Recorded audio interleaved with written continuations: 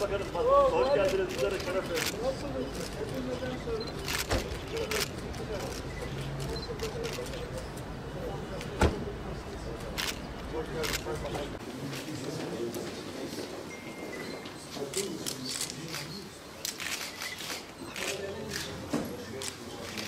Hasankeyf'in yepyeni bir muhteşem bir yer. Türkiye'nin en muhteşem ilçesi Hasankeyf'tir. Altyapısı da her şeyle. Muhteşem bir ilçe kurduk.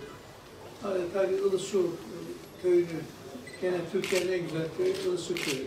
Manzara ilçelerinde yapılacak işler varsa burada, onları da takip etmek, bu bizim üzerimize vecibedir. Onun için buraya geldik arkadaşlar. Burada dünyanın en büyük taşıma, tarihi eserleri koruma, ihya etme, restore etme ve taşıma işlemini gerçekleştirdik. Yok böyle bir şey. 1500 tonluk bir Zeynel Bey türbesini alacaksınız, yol yapacaksınız, muhteşem bir şekilde taşıyacaksınız.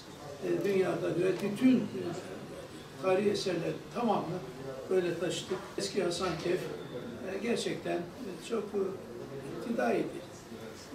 Hatta tarihi Artuk Köprüsü Sayın Valim, gittiğimde orası tamamen taşları sökülmüş ve neticede yok edilmişti. Küçük Saray tamamen yok oluyordu. Küçük Sarayı tamamen ihya ettiğimiz gibi ayrıca 6 metre yükselttik.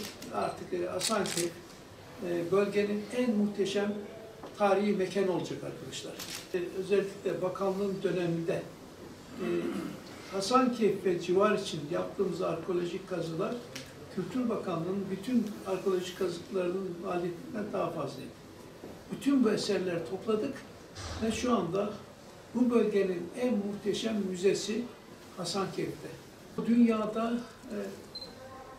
yeniden yerleşim, tarihi eserlerin korunması açısından dünyada örnek olacak bir proje. Bakın Batman'a sadece merkez hükümet, diğer belediyeler hariç olmak üzere 30 milyardan geçen yıl sonuna kadar 30 milyar TL, 30 katrilyon yatırım yaptı ki Batman oraları böyle yatırım görmedi.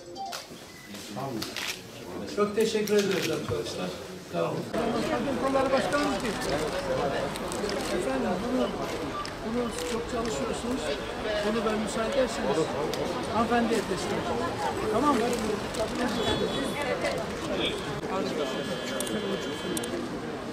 Zaten arabaya